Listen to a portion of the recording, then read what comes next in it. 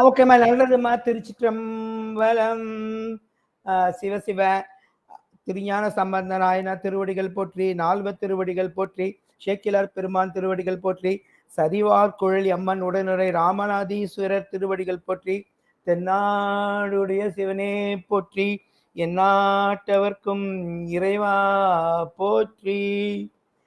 பூழியர்கோன் வெப்பொழித்த புகழியர்கோன் கழல் போற்றி, ஆழிமிசை கல்மிதப்பில் அணைந்த பிரானடி போற்றி, வாழி திரு நாவலோ வந்தொண்ட பதம் போற்றி, ஊழிமலை திருவாத ஊர திரு தாள் போற்றி. சிற்றம்பலம். பிடியதன் உருமை கொலமிகு கரியது வடிகொடு தனதடி வழிபடுமவரிட கடி கணபதிவர அருளினன் மிகு கொடை வடிவினர் பயில் வழி வலமுறை இறையே. குருவருளும் திருவருளும் கூடி வந்த இந்த திருநாளில் அப்பர் அருள்மன்றம் சார்பில் அடியேனுக்கு சிந்திக்க தரப்பட்ட தலைப்பு திருக்கண்ணபுரம் என்ற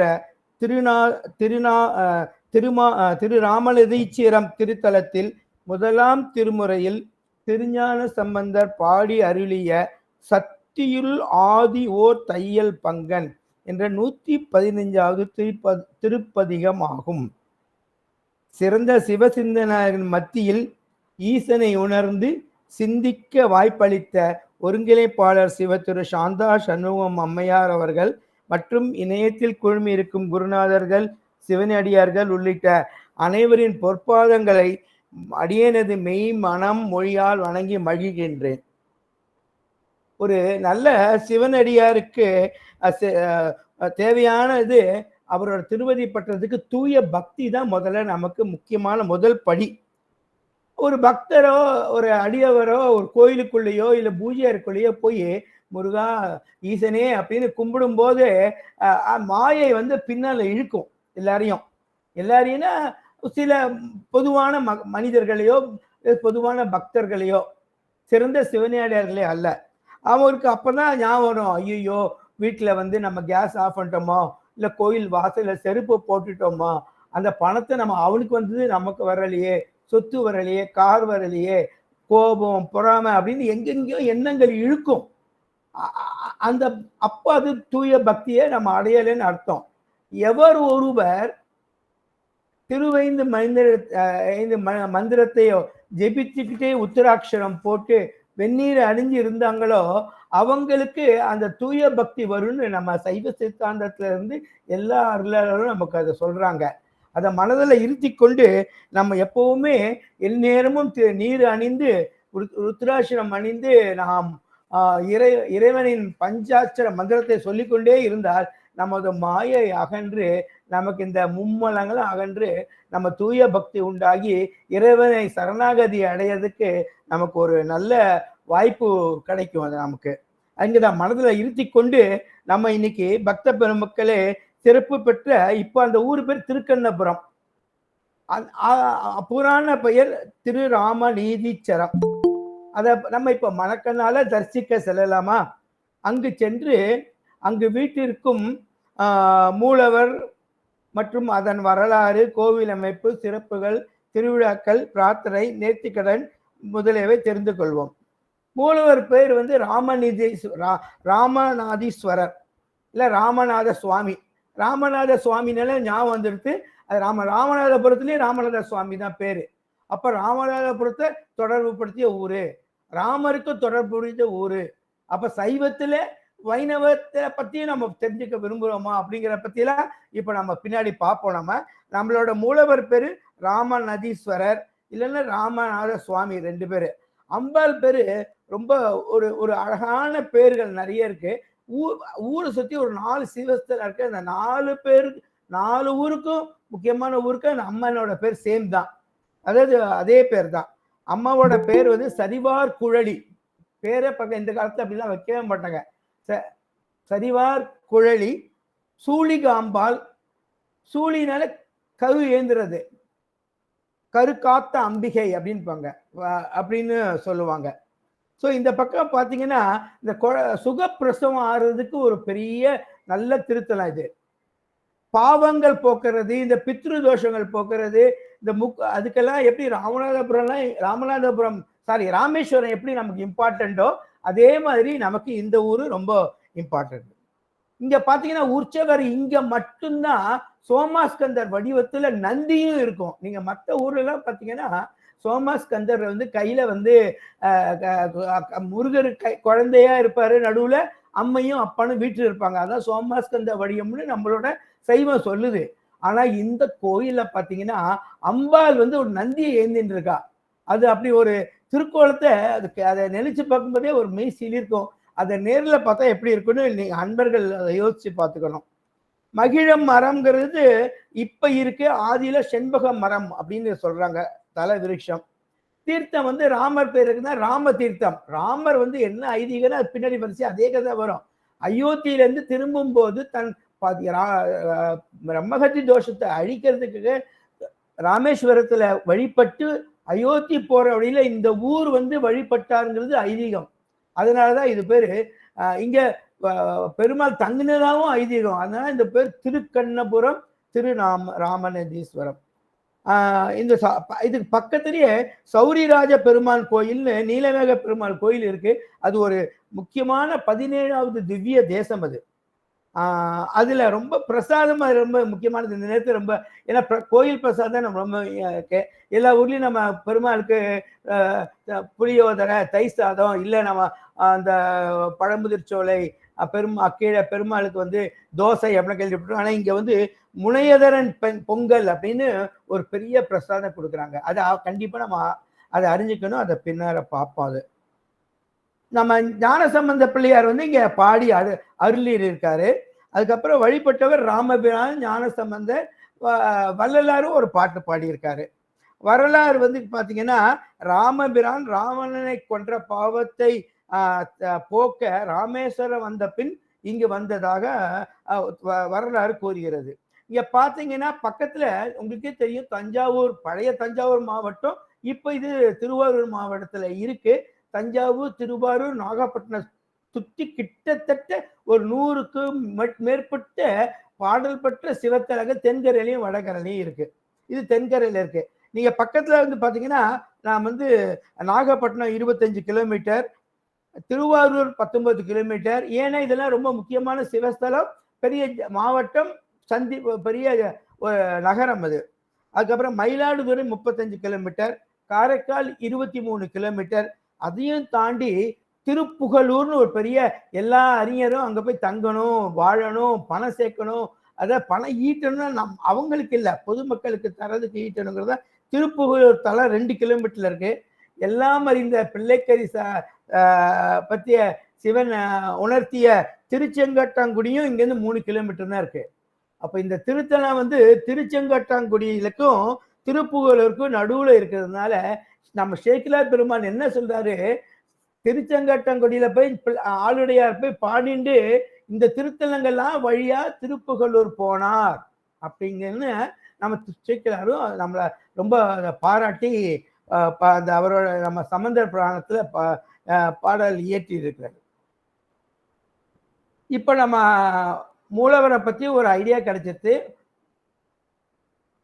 தல மகிமைய பார்த்தா தல மகிமையில ராமரனை கொன்ற பாவம் நீங்க இறைவனை வழிபட்ட தலம். அதனால இத்தலம் அந்த காலத்துல ராமனது ஈச்சரம், ஈஸ்வரனம் ஈஸ்வரன், ராமனோட ஈசன் அப்படின்னால பண்ணிக்கிற ஒரே ஒரு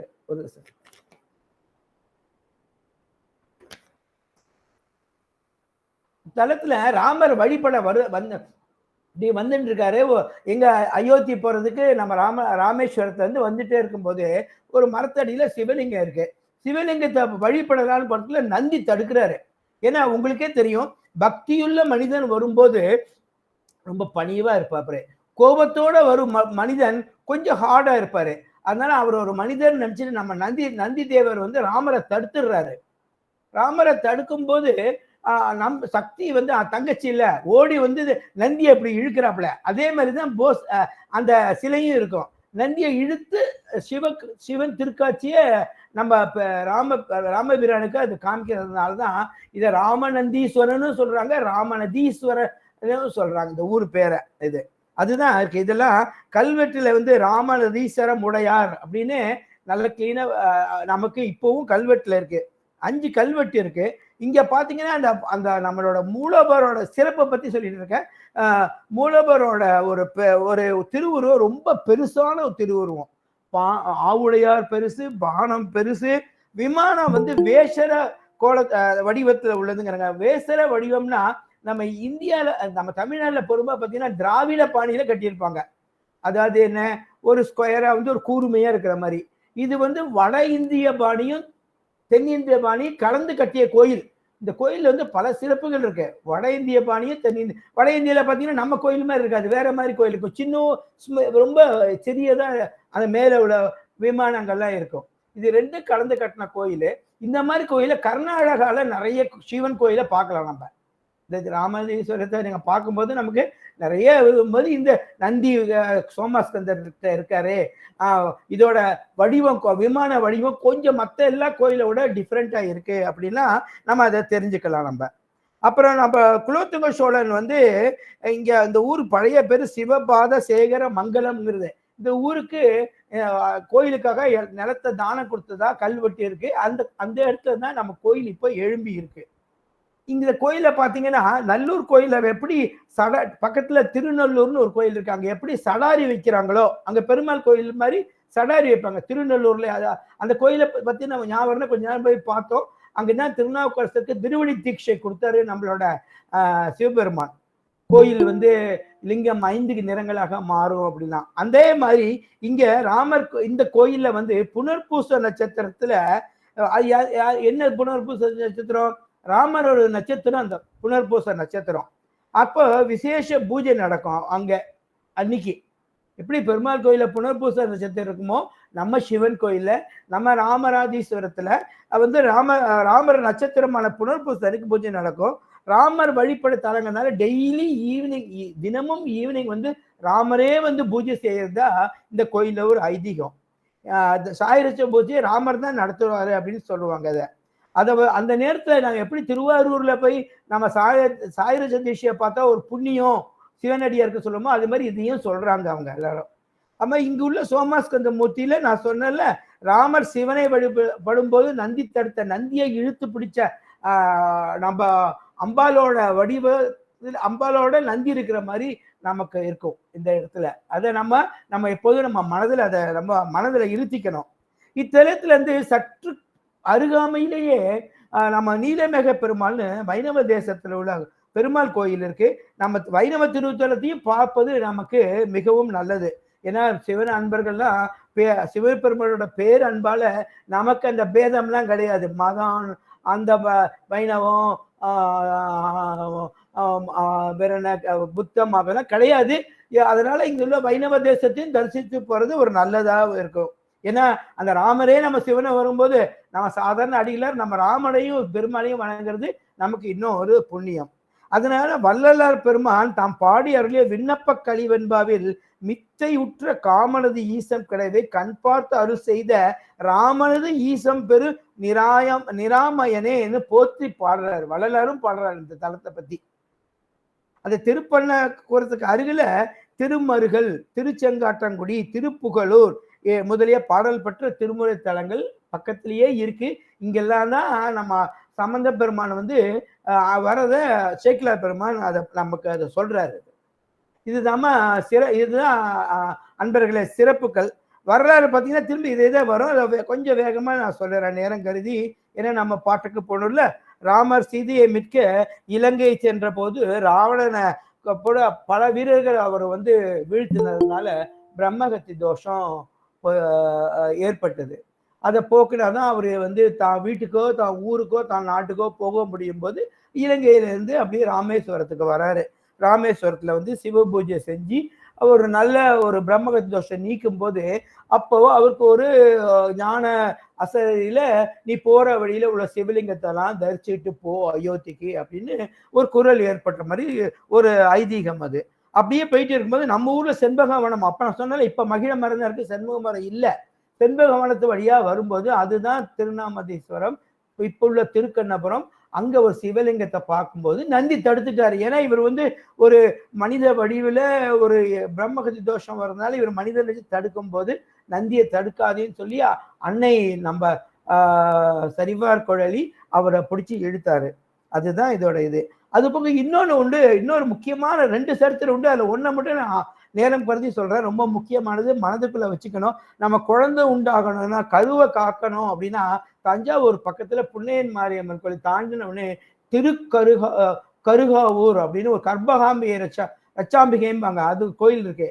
அதே மாதிரி இந்த அம்மனையும் அந்த மாதிரி பாராட்டுவாங்க. அதனாலதான் இவ பேர், இந்த அம்மா பேர் வந்து கருக்காத்த அம்பிகைன்னு பேர் வந்தது. அதாவது ஒரு காலத்துல இங்க பக்கத்துல ஆறு ஓடின்னு இருக்கும்போது அந்த ஆத்த கடந்து ஒரு ஏழை கற்பிணி பண்ணி தாண்டி போயிட்டா. வரும்போது வெள்ளம் வந்துருச்சு, அவளால வீட்டுக்கு வர முடியல. அது கடைசி நாள், அதாவது குழந்தை ஈன்ற போற நாள். அவளுக்கு என்ன பண்றதுன்னு தெரியல, ஊருக்கு வர முடியல. ஆத்தனுக்கு அந்த பறையில இருக்கா. அவளை என்ன ஈசனே என்ன, நம்ம அந்த காலத்துல எல்லாம் சிவனடிகள் தானே, ஈசனே ஈசனேன்னு கதரும் போது நம்ம அம்பாள் வந்து, அம்பாலும் நம்ம ஈசனும் ஒன்று தானே. அந்த ஈசனோட கருணையால அம்பாள் அங்க போய் தான் தாதியா இருந்து அவளை குழந்தை பெக்க வச்சு வந்ததுனால அவளை வந்து சூழ்காத்த நாயகி, கருக்காத்த நாயகின்னு பாராட்டுவாங்க. அந்த நாயகி அந்த சுகப்பிரசவம் பண்ணும்போது இரவு ஆயிடுத்து. இரவு ஆனா கோயிலுக்குள்ள பெண்கள் போகக்கூடாதுன்னு அந்த காலத்துல சொல்லுவாங்க.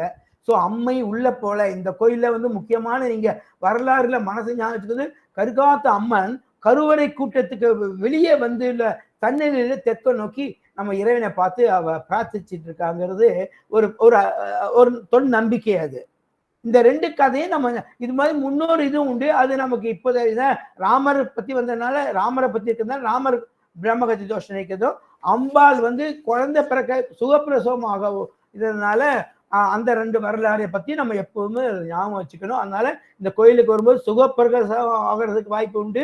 அதுக்கப்புறம் அந்த பிரம்மகதி தோஷம் மாதிரி இந்த தோஷங்கள் நீக்கிற இது உண்டு. மன்னிப்பு கேட்கறதோ இல்ல பித்ரு தோஷம் உண்ட போக்குறதோ உள்ள திருத்தலம். ராமேஸ்வரத்துக்கு ஈக்குவலா இதை சொல்றாங்க அவங்க. ஸோ அன்னையின் பெயர் சூலிகாம்பாள் கருக்காத்தாம்பிகை. அவ வந்து ராத்திரி ஆனதுனால உள்ள போகாம வெளி பிரகாரத்திலேயே அவ தங்கி தனி சன்னதியில இருக்கிறாங்க. கோவில் அமைப்பையும் ஒரு 2 மணி துளியில நான் சொல்லிடுறேங்க. கிழக்கு நோக்கி கோபுரம் தான். பெரும்பாலான சிவாலயங்கள் கிழக்கு நோக்கி தான் நம்மளோட தென்கரையில இருக்கு. தென்கரையில நான் சொல்ல மாட்டேன், காவிரியில தென்கரையில இது வந்து கிட்டத்தட்ட ஒரு 77 சரியா 77 தலம். இது தேவரப்பா காமன் சம்பந்தருக்கு 77 தலம். தேவர தலத்து மொத்தமாக பார்த்தா 140 திருத்தலம். இது கிழக்கு நோக்கியத்துக்கு ராஜகோபுரம் கிடையாது, கொடிமரம் கிடையாது. இதெல்லாம் ஆண்ட சிவன் கோயில் எப்படின்னா இருக்கவே இருக்காது. இல்ல கொடிமரம் கிடையாது, இது பேர் என்ன ராஜகோபுரம் கிடையாது, திராவிட பாணியில கட் பண்ண நீளமான அந்த விமானம் கிடையாது. நான் சொன்னேன் வட இந்திய பாணியில கட்டப்பட்ட, வட இந்திய தென்னிந்திய கலந்து கட்ட வேசர பாணியில கட்டப்பட்ட கோயில் இது. ஆலயத்துக்கு எதிர்க்க ராமர் இது பண்ண அவரு அகழ்ந்தெடுத்த ராம தீர்த்தம் இருக்கு. அந்த ராம தீர்த்தத்தை குளிச்சுட்டு கோயிலுக்குள்ள வந்தாலே உங்க பாவங்களும் தொலையும், பித்ரு தோஷங்களும் தொலையும் அப்படிங்கிறது இங்க உள்ளவங்க பெரியவங்க எல்லாம் சொல்றாங்க. முகப்பு பாழியில் வந்தா பலிபீடம் இருக்கும், நந்தியும் இருக்கும். அவங்கள வணங்கிட்டு அங்க வலதுபுறம் பாத்தீங்கன்னா நம்ம அம்பாள் வெளியவே தானே இருக்கு. அவதான் ஃபர்ஸ்ட் நமக்கு காட்சி தருவா. சூழ்காத்த அம்பிகை, சூலிகாம்பாள், கருக்காத்த அம்பிகை, சரிவார் குழலி அப்படின்னு பல பெயர்ல அவரை பாராட்டி அழைக்கிறாங்க. அம்பாள் நின்ற கோலத்துல அருள் பாலிக்கிறாப்ல. தல விநாயகர் ஞாபகம் பேர் வந்து அனுக்ஞை விநாயகர். அனுக்ஞை விநாயகர்னா நீ என்ன போய் கேட்டாலும் அவர் உங்களுக்கு வரம் தந்துடுவார். எல்லா விநாயகரும் வரம் தருவாங்க. இந்த விநாயகர் பேர் வந்து அனுக்ஞை விநாயகர். வெளிச்சுற்றுலயே எல்லாரும் இருந்துடுறாங்க. விநாயகர் இருக்காரு, வள்ளி தெய்வான சமேத சுப்பிரமணியர், நம்ம கஜலட்சுமி இருப்பாப்புல, இல்ல அந்த இடத்துல இருக்காப்புல. காசி பைரவர் இருக்காது. நம்ம என்ன சொல்லுவோம், எல்லா இடத்துலயும் பைரவர், அஷ்ட பைரவர், கால பைரவர் ஏதோ சொல்லுவாங்க. இந்த பைரவர் வந்து ரொம்ப முக்கியமா சொல்றாங்க. ஏன்னா அயோத்தி காசிக்கெல்லாம் உள்ள குறிப்புக்காக இது காசி காளி பைரவர்னு இங்க வந்து ஒரு விசேஷமா அகத்தியர் பைரவருக்கு முன்னாடி கும்பிட்டு இருக்காரு. அகத்தியர் வந்து சிவனை கும்பிடுவார், அகஸ்திய லிங்கம் அப்படின்னு இருக்கும். இந்த இடத்துல அகஸ்திய லிங்கம் பதிலா அகஸ்தியர் காசி பைரவர் கொண்டு என்ன சொல்றாங்க அப்படின்னா, அகஸ்தியரே காசியில இருந்து பைரவ தலை சிலையை எடுத்து இங்க வச்சதா சொல்றாங்க. இந்த இந்த இதுல தேய்பிரை அஷ்டமியை ரொம்ப விசேஷமா கொண்டாடுறாங்க. இந்த முருகரையும் ரொம்ப விசேஷம். இங்க எப்படி விசேஷம் அப்படின்னா, இவரோட பேர் சுப்பிரமணியர். சுப்பிரமணியர்னா எல்லா அறுபடை வீட்லையும் பெரும்பாலான அறுபடை வீட்டில் அவர் பேர் சுப்பிரமணியர் தான். திருச்செந்தூர்ல போய் பாத்தீங்கன்னா, அவர் கையில வந்து பாத்தீங்கன்னா, அவர் வந்து வலது திருக்கணத்துல ஒரு மலர் வச்சிருப்பாரு. அது சிவன திருச்செந்தூர்ல நல்ல அலங்காரங்களை பார்த்தீங்க, சிவன் கையில மலர் இருக்கும். அங்க மட்டும்தான் இருக்கும் அறுபடை வீட்டுல முருகப்பெருமான் கையில.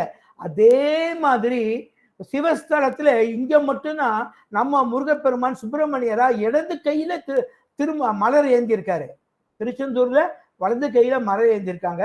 இங்க திருச்செந்தூர் இங்க நம்மளோட ராமநதீஸ்வரத்துல இடது கையில இதுவும் வலது கையை ஆசீர்வதிச்ச மாதிரியும் அப்பா மாதிரியே அவர் ஒரு அருள் பாலிக்கிற இடத்துல இருக்காங்கிறது ஒரு பெரிய சிறப்பம்சம். மூலவர் தான் நான் சொன்னல, அடுத்து உள்ள போன மூலவர் சிறிய கோயில் தான். மூலவர் பெரிய பானம், பெரிய உருவம், பெரிய மனது, பெரிய பேரன்பு கொண்டவர் அவரு. மேல எல்லாம் பார்த்தீங்கன்னா அழகான சுதை சிற்பங்கள்லாம் இருக்கும். அந்த ஆவுடையார் வந்து சுயம்புலிங்கமா பக்தர்களுக்கு அருள் பாலித்து கொண்டிருக்கிறார். அங்க தீபாராதனை பண்ணும்போது பார்த்தா அது ஜோதி வடிவா இருக்குமா. அண்ணாமலையார் ஞாபகம் அது நமக்கு வரும். அதனால ஜோதி வடிவா அவர் காட்சி தருவதா இப்பவும் அது பார்க்குறவங்களாம் ரொம்ப சந்தோஷமா அதை சொல்லுவாங்க. அங்க சுற்றிலும் கோஷ்ட தெய்வங்கள், தட்சிணாமூர்த்தி, லிங்கோத்பவர், பிரம்மா, துர்க்கை இருக்காங்க. சண்டிகேஸ்வரர் எப்பவும் போல சிவபெருமானோட இதை காத்துட்டு இருக்காரு. மகா சிவராத்திரி ரொம்ப விசேஷம். நம்ம சிவனுக்கு ராத்திரி தான் ரொம்ப விசேஷம். ஐப்பசி அருணாபிஷேகம், கந்த சஷ்டி, பிரதோஷம், விநாயகர் சதுர்த்தி விசேஷம். பிரார்த்தனை வந்து செய்த தவறுக்கு மன்னிப்பு கேட்கறது, ஜாதக தோஷங்கள் நீக்கிறது, பித்ரு தோஷங்கள் நீக்கிறது, அம்மனின சுகப்பிரசவம் வேண்டது. அப்ப அதனால என்ன பண்ணுவாங்க, ருத்ருகோமம் வந்து ரொம்ப விசேஷம். பெரியவங்க எல்லாம் வந்து இங்க ருத்ராபிஷேகம் பண்ணுவாங்க. இங்க மற்றபடி வஸ்திரம் சாத்துறது காலைல 8 to 11 கோயில் திறக்கிறாங்க, மாலையில 6 to 8 திறக்கிறாங்க. இதெல்லாம் மனதில் இருத்திண்டு அன்பர்களே, நம்ம இப்ப பாடலுக்கு செல்வோம். இப்போ நம்ம ராமநதீஸ்வரம் திருத்தலம் சம்பந்த பெருமான் பாடி அருளிய சிறப்பு திருத்தலம். திருஞான சம்பந்தர் முதல் திருமுறையில் பதியம் 115 இந்த தலத்து ஈசனரை ராமனது ஈச்சரமே நம்ம வள்ளலார் பெருமானார் குறிப்பிடுறாரு. அவரோட வெண்பால தன் உள்ளம் குளிர ஒவ்வொரு பாடலிலும் போட்டுருவாரு. ஒவ்வொரு பாடல் முடியலையும் ராமனது ஈச்சரமே, ராமனது ஈச்சரமே அப்படின்னு சொல்றாரு. குறிப்பா 4வது பாடல்ல முதல் வரியில சத்தியுள் ஆதி ஒரு தையல் பங்கன் அப்படின்னு ஆரம்பிக்கிறாரு. அதுதான் நம்மோட அம்மா கொடுத்த தலைப்பு இன்னைக்கு. சத்தியுள் ஆதி ஓர் தையல் பங்கன் என்று நம் சிவபெருமானை குறிப்பிட்டு பாடுகின்றார். இப்பாடல் வரி நமக்கு என்ன உணர்த்தது? சிவபெருமான் சக்தியும் இணைந்த ஒருவராக குறிக்கிறது. என்ன ஒரு அழகிய தலைப்பு! இதுவே இன்றைய தலைப்பும் ஆகும். அதாவது சக்தி தான் முதல்வர், பெண் பாகம் கொண்டவர். தனது இடப்பாகத்தை உமையம்மைக்கு அளித்த உமையொரு பாகன், அர்த்தநாரீஸ்வரர், ஆடல் வல்லான் என்று போற்றி பாடுகிறார். ஆணுக்கு பெண் சமம் அப்படின்னு கண்ணுக்கு அறியாத வருஷத்திலேயே அவரை சொல்லிட்டு நமக்கு உணர்த்திட்டு போயிட்டாரு. நீ எல்லாம் ஈக்குவல், ஒருத்தர் உயர்ந்தவர் ஒருத்தர் தாழ்ந்தவர்லாம் கிடையாது அப்படின்னு. அந்த கையில மலையான் பெண் பாவம் கொண்ட இறைவன் என்று சைவ சித்தாந்த கருத்தை நம் வரலாளர்கள் தங்களது பல பாடல்கள்ல பாடி பாடி அவங்கள ரொம்ப நம்ம பெருமானை போட்டுறாங்க. இப்பதான் நம்ம இந்தியா மாதிரி ஆளெல்லாம் இப்பதான் பெண்ணுக்கு ஈக்குவல் அப்படின்னு நம்ம சொல்லிட்டு இருக்கோம். அது நம்ம சமீபத்திய இன்னமும் உலகத்துல மற்ற எந்த இடத்துலயும் வரல.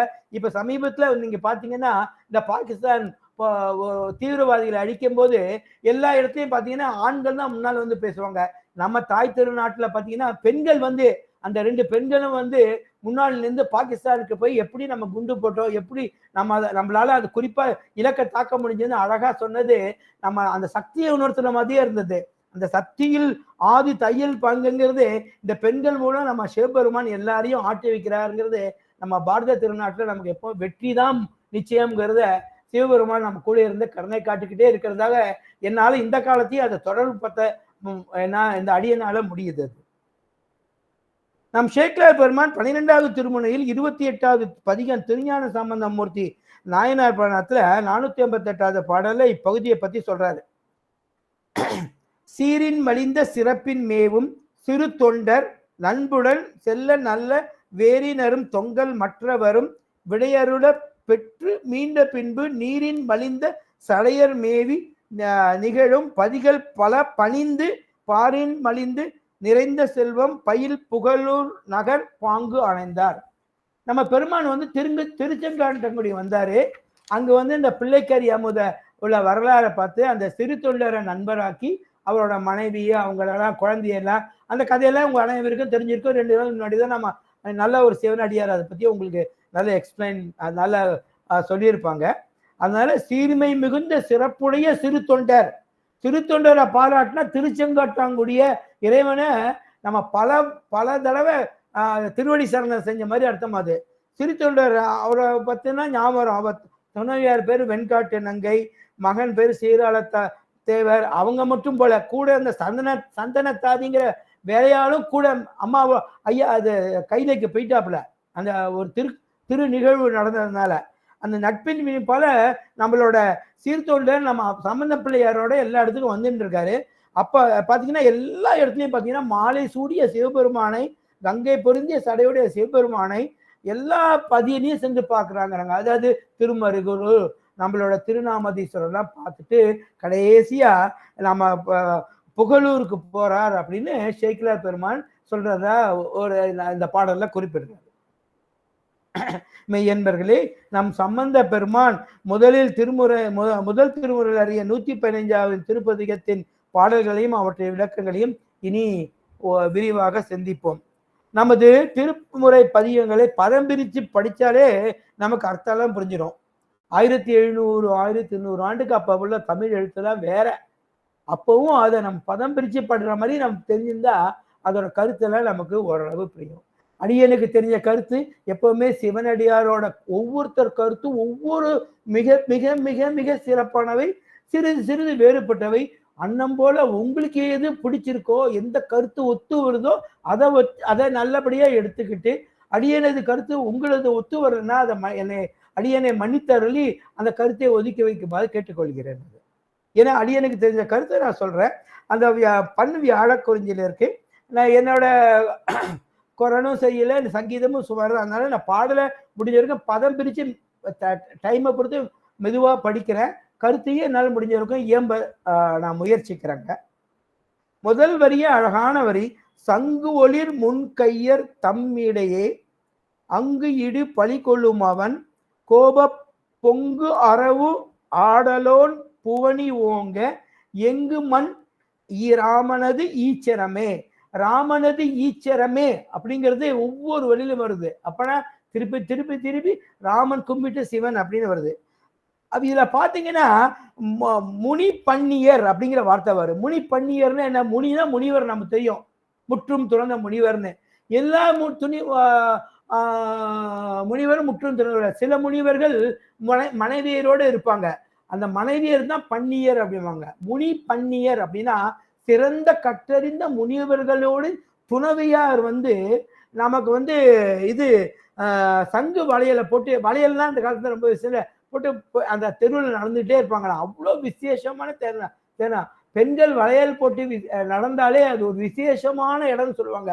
அது வளகாப்பு, கல்யாணம், குழந்தை பிற இது திருக்கல்யாணம், குழந்தை பிற இடம் அப்படின்னு சொல்லுவாங்கல்ல. அந்த மாதிரி இடமா அது அவ்வளோ சிறப்பா இருக்கான். கற்றறிந்த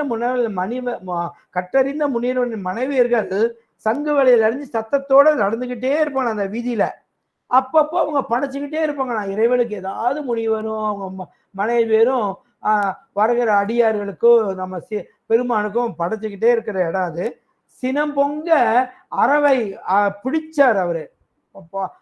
பாம்பை அடக்கிற ஒரே நம்மளோட இவர் வந்து நம்மளோட சிவபெருமான் தான். அது உலக மக்கள் ஓய்வு பெற எங்கு நிறைந்திருக்கிறவ இந்த ராமனது ஈஸ்வரத்துல வந்து இருக்காரு அப்படின்னு நம்ம சம்பந்த பெருமாள் முதல் பாடல்ல போற்றி பாடுறாரு.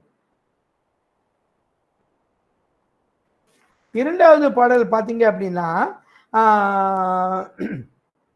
அது இதுல ஒரு சின்ன கருத்து ஒன்று ஞாபகம் வந்தது எனக்கு. இப்போ நம்ம இது சொல்லிகிட்டே இருக்கும்போது திடீர்னு பார்த்தீங்கன்னா முனி பண்ணிங்கிற சொல்லு வந்து திருஞான சம்பந்தரோட 2வது திருமுறையில 111வது திருப்பதிகத்திலே வருது. நான் அது ஒரு குறிப்புக்காக சொல்லிக்கிறேன். முனி பண்டியர்ன்றது ஒரு நல்ல புது வேர்டு. முனிவரோட இவங்க இதுல வந்து பாத்தீங்கன்னா 111 பதிகத்துல நம்ம வந்து அவர் பாடுறாரு. நான் நேரம் கழிவு அந்த பாடல் சொல்ல பொழிப்புரையை மட்டும் சொல்லிடுறேன்.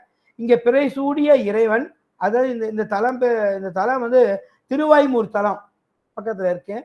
பிறை சூடிய சுடர் முடியவராய், திருநீர் பூசியவராய், மொழுவேந்தியவராய், கொன்றை மாலை சூடியவராய், பாம்பும் முப்புவி நூலும் அணிந்தவராய், காந்தல் கையினராய், தார்காமுனி பன்னியர் பழி பெறுவாரு. அங்க தார்காமுனிவர்கள்லாம் பெண்கள் வந்து அந்த இது பண்ற இடத்துல நம்ம சிவபெருமான் பிரம்ம கபாலத்தை ஏந்திருப்பாராம். இந்த பனி முன்னியர்ங்கிற வார்த்தையை நம்ம மனதில் ஞாபகம் வச்சிருந்தா அந்த முனிவரோட எப்படி போற்றி புகழாம முனிவரோட துணை மனைவிகளையும் நம்ம போற்றி பாடணுங்கிறது நம்மளோட சிறிய கோரிக்கை. பாடல் 2 வந்து சந்த நல்மலர் ஆணி சந்த நல்மலர் அணி தாழ்சடையன் தந்த மதத்தவன் தாதையோதான் அந்தமில் பாடலோன் அழகன் நல்ல எம் தவன் ராமனது ஈச்சரமே. நீங்க பாத்தீங்கன்னா ரொம்ப முதல் வரி சந்த நல்மலர் அணி தாழ்சடையன், அவருக்கு நல்லா விரிஞ்ச அழகான சடை. எல்லா பூவும் வைக்கலாம். நீங்க சொல்லலாம் கொன்றை பூ தான் என்னோட சிவபெருமான் பிடிக்கும், சில பேர் தும்பை பூ தான் பிடிக்கும், அப்படி இப்படி ஆளாளுக்கு பூ சொல்லுவாங்க. நம்மள்கிட்ட என்ன பூ இருக்கோ, தாழம்பூ தவிர நீங்க பாத்தீங்கன்னா நீங்க கொன்றை மலர் எல்லா இடத்துலையும் நம்ம எல்லா பாடலையும் வரும். தும்பை மலர் வரும். கொன்றை மலர் எல்லா விசேஷத்துக்கும் நல்லது. ஏன்னா எல்லா துன்பத்தையும் நீக்கிறது கொன்றை மலர். தும்பை மலர் பிரதோஷத்துல பார்த்தீங்கன்னா வெள்ளையா பார்க்கும்போது ரொம்ப அழகா இருப்பார் அவர் தும்பை மலர்ல. அது உலக நன்மை சகல தோஷங்கள் நீங்கிறதுக்கு நல்வாழ் மலர் சொல்லுவாங்க. ஊமத்த மலர் போடுவாங்க, அரளி மலர் போடுவாங்க. ஒவ்வொரு மலருக்கும் ஒவ்வொரு விசேஷம் உண்டு. அதெல்லாம் சொல்லி நேரம் ஆகும். செம்பருத்தி மலர், எனக்கு தெரிஞ்சது சொல்ல ரோஜா மலர், எருக்க மலர், தாமரை மலர், தாமரை மலர் அவருக்கு நீலத்தாமரை தான் ரொம்ப பிடிக்கும். இப்படி அம்பாளுக்கும் சரஸ்வதிக்கும் நம்மளோட லக்ஷ்மிக்கும் பெருமாளுக்குலாம் சிவபுத்தாமருடைய நம்ம பெருமாளுக்கு நீலத்தாமரை பிடிக்கும் அப்படிங்கிறாங்க. ஆம்பல் மலர், அனிச்ச மலர், அல்லி மலர், அப்படி சொல்லிகிட்டே போகலாம். அது ஏகப்பட்ட மலர் இருக்கு. அந்த மலரெல்லாம் சூடிய தலைவன் அப்படிங்கிறாங்க. அது மட்டும் இல்லை, 2வது வரியை பாருங்களேன். அது ரொம்ப தந்த மதத்தவன் தாதையோதான். தந்த மதத்தவன் யாரு? தந்தம் கொண்டவன் யாரு? மதம் கொண்டவன் யாரு? நம்ம விநாயகர். சிவ குடும்பத்துள்ள விநாயகரை பத்தி அவர் சொன்னாங்க. விநாயகரோட தந்தையே அப்படின்னு பாராட்டுறாரு பொழிப்புரையில. நான் திருப்ப பொழிப்புரையை இப்ப நிறுத்தி நான் சொல்றேன். அழகிய நல்ல மலர்களை அணிந்து தாழ்ந்து தொங்கும் சடையனை உடையவன் நம் சிவபெருமான். தந்தத்தையும் மதத்தையும் உடைய விநாயக பெருமானின் தந்தையும் அவனே ஆவான். முடிவற்ற இசை பாடல்களை பாடுபவன் அழகன். எங்க தவப்பேராய் விளங்கும் நல்லவனாகிய சிவபெருமானது வீடு தலம் ராமநதீஸ்வரம். இந்த பாடல் வந்து நம் திருநாவுக்கரசர் நிறைய பேர் மலரை பத்திய பாடுறாரு. திருநாவுக்கரசர் இதை குறிப்பிட்டு 90வது திருக்கஞ்சனூர் பாடலையும் இதை பாடுறாரு அவரு. அதாவது இதழ் செறிந்த கொன்றை மலர், தும்பை பூ அப்படின்னு, எருக்க மலர் அப்படின்னு இதெல்லாம் சூடிய பெருமானே அப்படின்ட்டு அவரு திருக்கஞ்சனூர்ல இந்த மலரை பத்தி ரொம்ப குறிப்பா பல மலரை பத்தி பாடுறாரு. பாடல் 3ங்க. அண்ணனை சொல்லியாச்சு, அப்ப தம்பியை நம்ம சொல்லணும்ல. தலைமையில் ஏறவன் தாதையோ தான். மகனை பத்தி, அது முருகனை பத்தி. மழை பொதி சடையவன் மண்ணு காதில் குழையது விலங்கில கோல மார்பின் இளையவன் ராமனது ஈச்சரமே. தழைத்த பீலியோடு கூடிய மயில் மீது எழுவரும் எம்பெருமான் முருகனது தந்தையும் உலகத்திற்கே நீர் வளர்ந்தரும் கங்கை பாயும் சடையனை உடையவனும் காதில் நிலை பெற்று விளங்கிய குழையை அணிந்தவனும் அழகிய மார்பில் குறிப்பிட்ட முப்புரி நூல் அணிந்தவனுமாகிய சிவபெருமானின் தலம் ராமநாதீஸ்வரம் அப்படிங்கிறது. நான் ஏற்கனவே தலத்தை குறிப்பிட்டிருக்கேன். வள்ளி தெய்வானை சமேத சுப்பிரமணியராக விட்டிருக்கும் முருகப்பெருமான் திருச்செந்தூர் செந்தில் ஆண்டவரை போல கையில் மலர் மேந்தி ஆசீர்வதிக்கிறார். திருச்செந்தூர் முருகன் வலது திருக்களத்துல வச்சிருக்காரு. இந்த ஊர்ல இடது திருக்களத்துல மலர் வச்சு வலது கரத்தை ஆசீர்வச்ச மாதிரி இருக்காரு. பாடல் எண் 4. அண்ணனை சொல்லி வச்சு, தம்பியை சொல்லி வச்சு, அடுத்து அம்மையை சொல்லணும். சக்தியுள் ஆதி, அம்மா கொடுத்த தலைப்பு, இறைவனே கொடுத்த தலைப்பா இருக்கும். குருவருள் திருவருள் கூடி கொடுத்த தலைப்பு சக்தியுள் ஆதி ஓர் தையல் பங்கன், முத்தி ஆதி ஆகிய மூர்த்தியோதான், அத்திய கையினில் அழகு சூலம் வைத்தவன் ராமனது ஈச்சரமே. சக்தியில நம்ம முதல்வியா விளங்கும் உமையம்மையை ஒரு பாகமாக கொண்டவன், உயிருக்கு முக்தி பெறாக விளங்கும் கடவுள், தீயேந்திய கையில் அழகிய சூலத்தை தாங்கிய சிவபிரானது ராமநாதீஸ்வரமே அப்படிங்கிற. நம்ம முருகப்பெருமான எப்படி சிவபெருமானை எப்படி பாராட்டி 2வது 3வது பல இங்க அம்மையை பாராட்டி பண்ணாங்க. இதோட குறிப்பை நான் முன்னாடியே சொல்லிட்டேன். நல்லா ஏன்னா சக்தியும் சிவனும் சேர்ந்தா மட்டும்தான் நமக்கு சகல ஒரு ஒரு சௌபாக்கியங்களும் நமக்கு வந்து சேரும். உமையொரு பாகன் அப்படின்னு சொன்னாலே நமக்கு அது தில்லைக்காளியும் ஞாபகம் வரணும், ஆடல் அரசனும் ஞாபகம் வரணும், சோமசுந்தரேஸ்வரரும் ஞாபகம் வரணும், மீனாட்சி அம்பியும் ஞாபகம் வரும். நம்மளோட அர்த்தநாரீஸ்வரருங்கிற கோலம் நமக்கு அது ஞாபகம் நமக்கு வரணும். அது அப்படியே போட எல்லா திருக்கோயிலையும் நம்ம சொன்னாதான் நம்மளது மனம் வந்து ஒரு குளிரும். அது திருச்செங்கோடு வரைக்கும் நம்ம போய் அது இந்த பாடல் சொல்லும்போது மனதில் வெறியணும் அப்படியே எல்லா திருத்தலங்களும். அதுதான் நம்மளோட சுந்தரமூர்த்தி நாயனார் 7வது திருமுறை 20வது திருக்கோளிலி சொல்றாரு அவரு. அது மாதிரி முல்லை முறுவல் உமையொரு பாடல் அப்படிங்கிற பாடல்ல அவர் என்ன சொல்றாரு வரும்னா, முல்லை அரும்பு போல பற்களை உடைய உமையவளை ஒரு பாகத்தில் உடைய முக்கன். நிறைய பாடல் இருக்கு, அடியனுக்கு தெரிஞ்ச பாடலை மட்டும் அதில் எடுத்துட்டு நான் சொல்றேன். அதை நான் உடையவ முக்கன் கடவுளே என்று போற்றி பாடுகிறார் அவர். பாடல் 5ல பாத்தீங்கன்னா, தாழ்ந்த குடல் சடைமுடி அதன் மேல் தோய்ந்த இளம்பிறை துலங்கு சென்னி பாய்ந்த கங்கையோடு பட அரவம் ஏந்தவன் ராமனது ஈச்சரமே. நீங்க பாத்தீங்கன்னா இதோட பொழிப்புரைய பாத்தீங்கன்னா, தலையில தாழ்ந்த கூந்தல், நம்ம ஏற்கனவே படிச்சிட்டோம், நிறைய மலரா இருக்கும். இயன்ற சடை மேல அழகு தோய்ந்த இளம்பிறை இருக்கு. இன்னைக்கு 3ஆம் பிறை பாக்குறவங்க எல்லாம் ரொம்ப முக்கிய விசேஷம் அப்படின்னு சிவனடையெல்லாம் சொல்லிட்டே இருப்பாங்க. பாய்ஞ்சு வரும் கங்கை, படம் பொருந்தி அரவம், இதெல்லாம் சூடிய அந்த சிவபெருமான் பார்க்கறதுக்கே ஒரு அழகிய இதா இந்த தலத்துல ராமனது ஈச்சரத்துல வீட்டு இருக்கிறார் அப்படின்னு பாடுறாரு. நீங்க பாத்தீங்கன்னா அனைத்து அருளாரும் கங்கையும் நம்ம இப்ப பாடியிருக்காங்க. நம்ம மாணிக்க வாசகர் 8ஆம் திருமுறையில போற்றி திருவள்ளே பாடியிருக்காரு.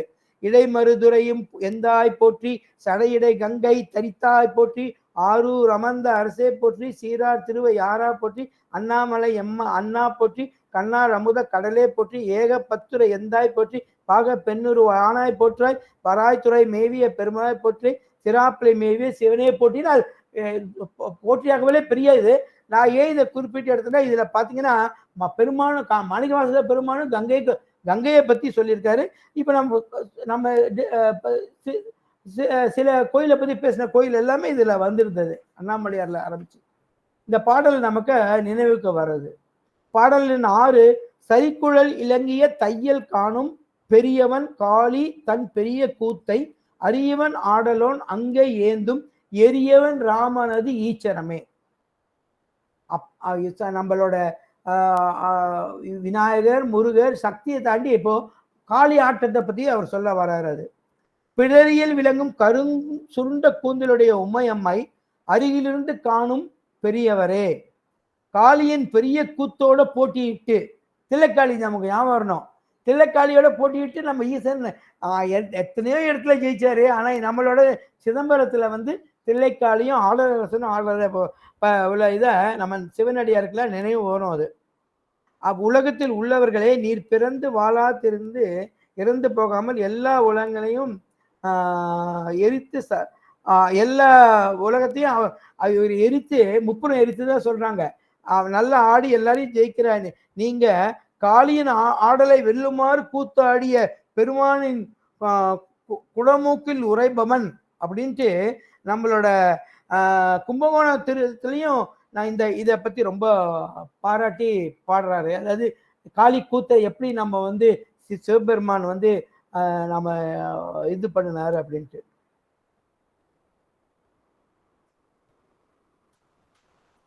ஏழாவது பாடல் பார்த்தீங்கன்னா, மாறு இலா மாது ஒரு பங்கன் மேனி நீரு இது அது ஆடலோன் நீல் சடை மேல் ஆறு அது சூடுவான் அழகன் விட ஏறவன் ராமனது ஈச்சரமே.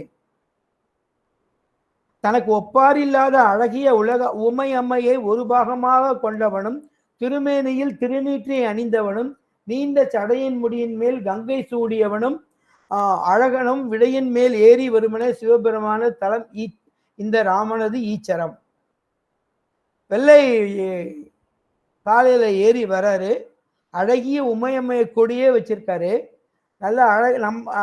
நமக்கு சிவனடியா இருக்கக்கூடிய வெந்நீர் பூசியவர், நீண்ட சடமுடியில கங்கையை சூடியவர், பிறைய சூடியவர் அப்படின்னு பண்றாங்க. நம்ம பார்த்தீங்கன்னா இத்தலத்தில் வைத்திருக்கும் உற்சவ மூர்த்தியில சொன்னால சோமாஸ்கந்தர் மிக விசேஷமானவர். இச்சிலையில ராமர் வந்து சிவனை வழிபடும் போது தடுத்த நந்திய அம்பாள் கையில வச்சிருக்கா. அந்த தலம், அந்த உற்சவ மூர்த்தியை நம்ம அனைவரும் பார்க்கணும். பாடல் 8.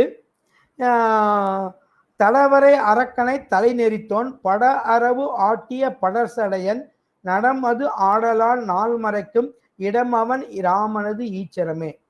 பெரிய எப்ப பார்த்தாலும் நம்மளோட சம்பந்தர் 8வது பாடல 9வது பாடல ராவணனை பத்தி சொல்ல மாட்டாரு. ராவணேஸ்வரன் பெரிய சிவபக்தன், ஆனா பெண் பித்து பிடிச்சதுனால அவனோட தவற உணர்றதுக்காக நம்ம சிவன் அப்பப்போ அவரை கூட்டிகிட்டே இருப்பாரு. கடைசியில சிவபெருமானோட பெருங்கருணையால ராமர் அவனை அழிக்கிறாரு. பெரிய கையில மலையை போய் ராவணன் போய் நான் வந்து அதை நெரிச்சிடுவேன் உரிச்சிடுவேன் ஏதாவது பண்ணும்போது அவர் ரொம்ப அவனை ஒரு தட்டி வச்சாரு. அரவத்தை ஆட்டி மகிழ்ந்தவர், விருந்த சடைமுடியவர், நடனம் நல்ல புரிகிறவர், 4 வேதங்களும் அறிந்தவர் இடமாக விளங்கும் சிவபுராணது ஈச்சரம் இந்த ராமநாத ஈச்சரம் அப்படிங்கிறாங்க. இதுல பாத்தீங்கன்னா தென்னிலங்கையை பத்தி நிறைய பேர் அருளாளர்லாம் பாடியிருக்காங்க. ஆனா அந்த நம்ம திருநாவுக்கரசர் 408, அதாவது சேக்கிழார் பெருமாள் அதோட 12வது திருமுறை 408வது பாடல அதை பத்தி சொல்லியிருக்காரு. பொழிப்புரையை மட்டும் சில நேரம் தான் இருக்கு. தென் திசையில் உள்ள இலங்கை மன்னனான ராவணின் தலைகள் 10ஐயும் துணித்து விழ செய்த மன்னனான ராமனுக்கு அதனால் வரையும் தீங்கினை தீர்த்தருடைய திருநாமேஸ்வரத்து பெருமானை போய் வணங்க நினைந்து சென்ற மகிழ்ச்சி அப்படிங்கிறாரு. அதாவது அவங்க பிரம்மதோஷத்தை ராமேஸ்வரத்தை வந்து கழிச்சாருங்கிறத அதை சுட்டி காட்டுறாரு அந்த பாடல்ல. 8வது பாடல இலங்கையை பத்தி பேசும்போது 9வது பாடல புத்தரையும் சமணரும் செஞ்ச தவிர அவர் எப்பவும் எல்லா பாடலும் சுட்டி காட்டுறாரு. 9வது பாடல் தனமணி தையல் அணி பண்ணிச்சுங்க. 10வது பாடலாம் வரும். தனமணி தையல் தன் பாகன் தன்னை அணமணி அயன் அணி முடியும் காணான் பணமணி அரவு அரி பாதம் காணான் இனமணி ராமனது ஈச்சரமே. அழகிய தனங்களை உடைய உமையவனின் உடையவனே அன்னமாக தன்னை மாற்றிக்கொண்டு அழகிய முடியை காணாது திரும்பிய நான்முகன் பிரம்மன் நம்ம ஈசனை ஏமாத்தான் நினைச்சுட்டு கீழே போய் பார்த்து அன்னத்தன் அடிமுடியை கண்டேன் அப்படின்னு சொன்னார்ல, அந்த நான்முகன் திருவடியை காணாம படங்களில் மணிகளை உடைய ஆதிசனுடைய அணையில் துயிலும் திருமால் ஆகியோர் வணங்க அருள் புரிந்த சிவபெருமானே. நம்ம அம்மையா அருள் புரிகிறாரு, தப்பு செய்த பிரம்மாவை அருள் புரிகிறாரு, விஷ்ணுக்கு அருள் புரியாரு. அந்த பல வகையான மணிக்கு வகையில உடையது உள்ள இறைவன் இருக்கிற தலம் வந்து ராமனது ஈச்சரமே அப்படின்னு நம்ம போற்றி பாடுறாரு. நீங்க பாத்தீங்கன்னா இந்த ஊரை பத்தி ஒரு 2 மணி 5:55 லேட்டரா ஆரம்பிச்சிருந்தாலும் நான் சரியான நேரத்துல முடிக்க விடுகிறேன். இந்த திருக்கண்ணபுரத்தை பத்தி கொஞ்சம் சொல்லிதான் ஆகணும். ஏன்னா இங்க பெருமாளை பத்தி பேசும்போது இந்த ஊர்ல உள்ள பெருமாளோட புகழ சொல்லி ஆகணும். இது ஒரு பெரிய 108 தலத்துல ஒரு முக்கியமான மங்கள சாசனம் பெற்ற ஊரு. இந்த ஊர்ல வந்து நம்ம பிரசாதத்தை பத்தி சொன்னாலே இறைவனோட புகழை நம்ம தெரிஞ்சுக்கலாம். ஒவ்வொரு ஊருக்கும் ஒவ்வொரு பிரசாதம் உண்டு. இந்த ஊருக்கு நான் சொன்னால எல்லா ஊர்லயும் பொங்கல் புளியோதரை மகை. இந்த ஊர்ல முனையதரன் பொங்கல் மகை. ஏன் அப்படின்னா திருக்கண்ணபுரத்துல கொஞ்சம் ரொம்ப வருஷத்துக்கு முன்னாடி முனையதரையர்னு ஒரு பக்தர் இருந்தார். அவரு வந்து திருப்பணி செஞ்சுட்டே வரும்போது ஒரு நாள் பஞ்சம் ஆயிடுச்சு, படைக்க பொருளே இல்லை. ஒண்ணுமே இல்லாட்டாலும் மனைவியார் ஏதாவது பண்ணி பண்ணி கொடுப்பாங்க. அதான் சிறுத்தொண்டர் பிரகாரத்தில் நம்ம திருச்செங்கோட்டாங்குடியிலே படித்தோம். அப்போ மானசீகமா படைக்க ஆரம்பிச்சிட்டாங்க, கையில பொருள் இல்லை அப்படின்ட்டு. ஆனா மானசீகம்னா உங்களுக்கு புரியுது இல்ல, நம்ம மணக்கண்ணால கட்டிய கோயில் சிவன் கோயில் மாதிரி இவர் மானசீகமா பொங்கல் போடும்போது அந்த ஊர்ல பாத்தீங்கன்னா வாசல்லாம் பொங்கல் சிந்தி இருக்கும் வெளியே. எல்லாருக்கும் ஒரே ஆச்சரியம், ஊரே பஞ்சத்துல இருக்கு, எப்படி கோயில் கருவறையிலிருந்து அந்த முனத்தரையன் வீடு வரையும் பொங்கல் செதறி இருக்கு அப்படின்னு போய் எல்லாரும் போய் பார்க்குறாங்க. அப்ப இறைவன் திருக்காட்சி தந்து இந்த அடியவர், அந்த அடியவர் பேர் முனையதரையர். முனையதரையர் எனக்கு மானசீகமா பொங்கல் வடிச்சு கொடுக்குற பொங்கல் என்னால் சாப்பிட முடியாம அதை அவங்க வீட்டுக்கு வந்து சாப்பிட்டு போகும்போது வயிறு எனக்கு முழுமையாகி அது சிந்திய பொங்கல் அப்படின்னு சொல்லும்போது அந்த ஊர் ஜனங்கள்லாம் பக்தர்லாம் அப்படி சொக்குருகி போனாங்களாம். அதனால இன்னைக்கும் அந்த பொங்கலை தான் படைக்கிறாங்க. நீங்க திருக்கண்ணபுரத்தை நம்ம சிவனை பார்க்கும்போது அந்த பெருமாள் கோயில் போய் அந்த முனையதரன் பொங்கலை நம்ம சாப்பிட்டு வரணும். அது செய்யறதே வேற. அதுல வந்து பாத்தீங்கன்னா இதெல்லாம் இருக்காது. எது 5 பங்கு அரிசி, 3 பங்கு பாசி பயிறு, 2 பங்கு வெண்ணெய் போடுவாங்க. அதுக்கப்புறம் இங்க மிளகு, பெருமாளுக்கு பிடிச்ச மிளகு ஜீரகம் எதுவும் இங்க கிடையாது. மிளகு ஜீரகம் சேர்க்கப்படாத பொங்கல்னா தான் இந்த பொங்கலுக்கு வேற பொங்கல் பேரு. இதை சாப்பிட்டு நம்ம சிவனுக்கு நன்றி சொல்லிட்டு வரணும்னு நம்ம அடிகளார வேண்டிக்கிறேன். 10வது பாடல் ராவணனை பத்தி. ராவணன் தரிபோல் சமணர் சாக்கியரை பத்தி. தரிபோல் ஆம் சமணர் சாக்கியர் சொல் கொலையில் அறிவோர் அரண் நாமம் அறிந்து உரைமின் மறி கையோன் தன் முடி மணி ஆர் கங்கை எரிபவன் ராமனது ஈச்சரமே. சமணர் இருக்காங்க, புத்தர் இருக்காங்க. இந்த வார்த்தையை நம்ம அடிகளார் நம்ம மாதிரிலாம் யூஸ் பண்ண மாட்டோம். இந்த இடத்துல நான் பொருளுக்காக சொல்றேன். அவங்களை நம்ம வந்து அவங்க செய்த தவறுக்கு அவங்களை நம்ம தப்பா தான் சொல்லுவோம். நம்ம மெய்ஞானிகள்லாம் அவங்க வாயினால அவங்கள திட்டுவாங்க. அதனால நீ இறைவனை பற்றி அறிஞ்சுக்கோன்னு அவங்களை போய் அருள் சொல்லுவாங்களாம். மான் இளங்கன்றை ஏந்திய கையனாய் தன்னுடைய மணிகளோடு கூடிய கங்கை நதி அலை மோதியவனாய் இவங்களை திருத்தவராய் யாரு சமணர் சக்கியர் போன்ற மூடர்கள் திருத்துபவனா ராமநதீஸ்வரத்துல நம்ம பெருமான் வீற்றிருக்கிறார் அப்படின்னு அவங்க சொல்றாங்க. அவங்க இதுல மாணிக்க வாசகரை பத்தி நம்ம இந்த இடத்த திரும்பவும் நம்ம சிந்திச்சாகணும். அவர் ரொம்ப கிளியரா சொல்லுவாரு. சமயத்தினரும் சாக்கியர் சமயத்தினரும் தவறான வழிகாட்டு முறையில காமிக்கிறாங்க. அவங்கள கண்டிக்கிறாரு வெளிப்படையா. யாரும் வெளிப்படையா கண்டிக்க மாட்டாங்க. ஏன்னா அவங்க வந்து கொல்லாமன்னு கொண்டுடுவாங்க. அவர் தைரியமா சொல்றாரு, சமணரை பொறுத்த வரைக்கும் எனக்கு கர்மம் மறுபிறப்பு இதெல்லாம் நிறைவேறிக்கிறாங்க. சாக்கியரை பொறுத்த வரைக்கும் மகாசக்தி வழிபாடு நடத்துவங்க. இது எல்லாம் தவறு. சாக்கியர் வழிபாட்டு முறைகள் தவறு. சைவ சமய வழிபாடு தான் நம்ம ரொம்ப முக்கியம். அதுல வந்து நம்ம சிவனை கும்பிட்டு சிவனை நல்லா வேண்டணும். சிவனோட நீர் அணிந்து உருத்திராட்சம் அணிந்து திருவைந்து மனிதத்தை சொல்லிக்கொண்டே இருந்தா நமக்கு இறைவர் முழுமையான சரணாகதியை நமக்கு அளிப்பார் என்று மாணிக்க வாசகர் அறிவித்து சொல்றாரு. ஐயா அடியாரே 16வது பாடல்ல ஒரு அரிதான் இருக்கு. தேன் மலர் கொன்றையோன், தேன் மலர் போல கொன்றை மலரை சூடியவன் அப்படின்னு ஒரு வரியோட இந்த பாட்டு இருக்கு. அதனால நம்ம வந்து இந்த 10 பாடலையும் ஓரளவு நல்லா கத்துண்டு திருச்சிற்றம்பலம். மெய்யன்பர்களே, இப்ப தூய பக்தி அப்படிங்கிறது நமக்கு ஒரு சின்ன ஐடியா வந்திருக்கு. தூய பக்தி என்ற நம்பிக்கையால் நமக்கு நிறைந்திருக்க வேண்டும். நம்பிக்கை இருந்தாலே போதும், தூய பக்தி வந்துடும். நம்பிக்கை இருந்தா நம்ம செருப்பு பத்திரமா இருக்கும், கேஸ் ஆஃப் ஆயிருக்கும், சொத்து வரும், பணம் வரும், எல்லாம் வரும். நமக்கு நம்பிக்கை குறைஞ்சதுன்னு வச்சுக்கோங்க, இறைவனை விட்டுட்டு பாசத்தை தாண்டி போயிடுவோம். நம்ம தூய பக்தி நமக்கு வேணும். சிவ நம்பிக்கை வைத்திருந்தா எப்படி? இதுக்கு என்ன எக்ஸாம்பிள்? வேடன் கண்ணப்பன் ரொம்ப நம்பிக்கை உள்ளவன். அப்போ அவன் பேர் திண்ணன். கண்ணை புடுங்கினா தனக்கு கண்ணு உருமானம் கிடையாது. அந்த இறைவனை காப்பாற்றணும், அவன் நல்லவங்கிற எண்ணம் அவனுக்கு தானா உருவாகி நம்பிக்கையில ஒரு கண்ணை பிடிங்கி வச்சா 2வது கண்ணையும் இறைவன் மேல கால் வச்சே வச்சான். அந்த மாதிரி நம்பிக்கையை நம்ம வச்சா தூய பக்தி நம்மகிட்ட வரும். பாசம் விலகி போயிடும், பசு விலகி போயிடும். பதியோட திருவடிய நம்ம சரணாகதி அடையலான்னு சொல்லி சிவனைய சிந்தனையாளர்களே, ஞானசம்பந்த பெருமானின் ராமநதீஸ்வரம் திருப்பதிகம் ஓதி அதற்குரிய விளக்க உரியை இதுகாரும் தங்கள் உள்ளங்கள் திருவுள்ளங்கள் விரிய திறந்து கேட்ட தங்களின் திருவடிகளை பற்றி அடியினது உரையை தங்கள் யாவன் பொற்பாதங்களையும் தொட்டி வாழ்த்து பாடல் பாடி முடிக்கின்றேன். வான்முகில் வளாது பெய்க மணிவளம் சுரக்க மன்னன் கோன்மறை அரசு செய்க குறைவிலாது உயிரல் வாழ்க நான்மறை அறங்கள் ஓங்க நற்றவம் வேள்வி மல்க மேன்மைக்குள் சைவ நீதி விளங்குக உலமெல்லாம் ஆறிரு தடந்தோல் வாழ்க அறுமுகம் வாழ்க வெற்பை கூறு செய் தனிவேல் வாழ்க குக்குட வாழ்க செவில் ஏரிய மஞ்சை வாழ்க ஆன தன் அலங்கு வாழ்க மாறிலா வல்லில் வாழ்க வாழ்க சீர் அடியெல்லாம் ஏறுமையில் ஏறி விலை ஆடுமுகம் ஒன்றே ஈஸ்வரன் ஞானமொழி பேசும் முகம் ஒன்றே கூறுமடி யார்கள் வினை தீர்க்கும் முகம் ஒன்றே குண்டுருவ வேல் வாங்கிய நின்ற முகம் ஒன்றே மாறு வழும் சூரரை வதித்த முகம் ஒன்றே வள்ளியை மனம் புணர வந்த முகம் ஒன்றே ஆறுமுகம் ஆன பொருள் நீ அருள வேண்டும் ஆதி அருண் ஆச்சலம் வந்து அமர்ந்த பெருமாளே.